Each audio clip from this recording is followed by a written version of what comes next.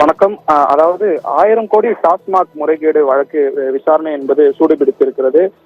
அதாவது தமிழகத்தில் டாஸ்மாக் முறைகேடு நிகழ்ந்துள்ளதாக அமலாக்கத்துறை அதிகாரிகள் கடந்த மார்ச் 6ஆம் தேதி ஒரு சோதனை நடத்தினர். சோதனைக்கு பிறகு இருமுறை டாஸ்மாக் மேலாண் இயக்குனர் விசாகன் அவருக்கு இருமுறை சம்மன் அனுப்பப்பட்டது. அந்த விசாரணைக்கு ஆஜராக காரணமாக இன்றைக்கு டாஸ்மாக் மேலாண் இயக்குனர் விசாகன் அவர்களது வீட்டில் அமலாக்கத்துறை அதிகாரிகள் சோதனை நடத்தினார்கள். அவர் வீடுகளில் இல்லாமல் மொத்தமாக 12 இடங்களில் சோதனை நடந்தது. குறிப்பாக சென்னை, தேனாம்பேட்டை, டி நகர், மணப்பாக்கம், பட்டினப்பாக்கம் இது போன்ற இடங்களில் சோதனை நடைபெற்றது. குறிப்பாக போரூரை அடுத்த மணப்பாக்கம் பகுதியில் இருக்கக்கூடிய டாஸ்மாக் மேலாண் இயக்குனர் விசாகன் அவரோட வீட்டுல அமலாக்கத்துறை அதிகாரிகள் சோதனை நடத்தினார்கள். கிட்டத்தட்ட 8 மணி நேரத்திற்கும் மேலாக விசாரணை நடைபெற்றது. இந்த விசாரணை நடந்து கொண்டிருக்கும் பொழுது அவரது வீட்டுக்கு பக்கத்திலே வாட்ஸ்அப் சாட் ஸ்கிரீன்ஷாட் நகல்கள் கிழித்து போடப்பட்டிருந்தது. அதுல மதுபான கொள்முதல், மதுபான டெண்டர் எடுப்பது, சில டாஸ்மாக் கடை தொடர்பாகவும் நீதிமன்ற வழக்கு தொடர்பாகவும் பரிமாறப்பட்ட வாட்ஸ்அப் சாட் ஸ்கிரீன்ஷாட் கிழித்து போடப்பட்டது.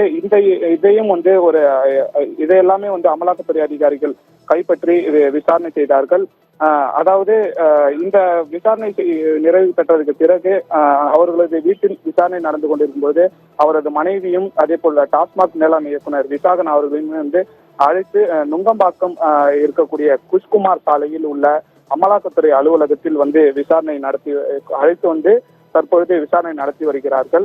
அதாவது அவரது மனைவியும் மேலாண் இயக்குனர் விசாகனையும் இருவரையுமே ஒரே காரில் அழைத்து வந்தார்கள். ஆனால் தற்பொழுது விசாகன் அவர்கள் மட்டுமே அமலாக்கத்துறை அலுவலகத்தில் வைத்து விசாரணை செய்து வருகிறார்கள்.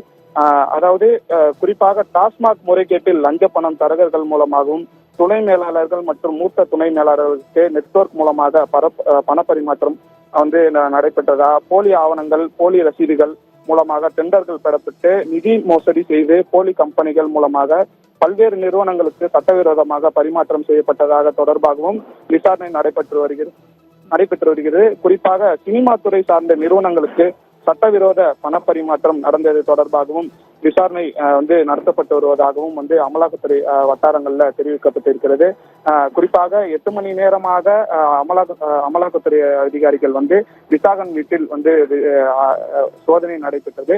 அந்த சோதனையில் பிறகு விசாகன் அவர்களை அழைத்து நுங்கம்பாக்கத்தில் இருக்கக்கூடிய அமலாக்கத்துறை அலுவலகத்தில் விசாரணை என்பது தொடங்கி இருக்கிறார்கள். இந்த விசாரணை என்பது எந்த அளவுக்கு நீடிக்கும் என்பது இதுவரைக்கும் தெரியவில்லை.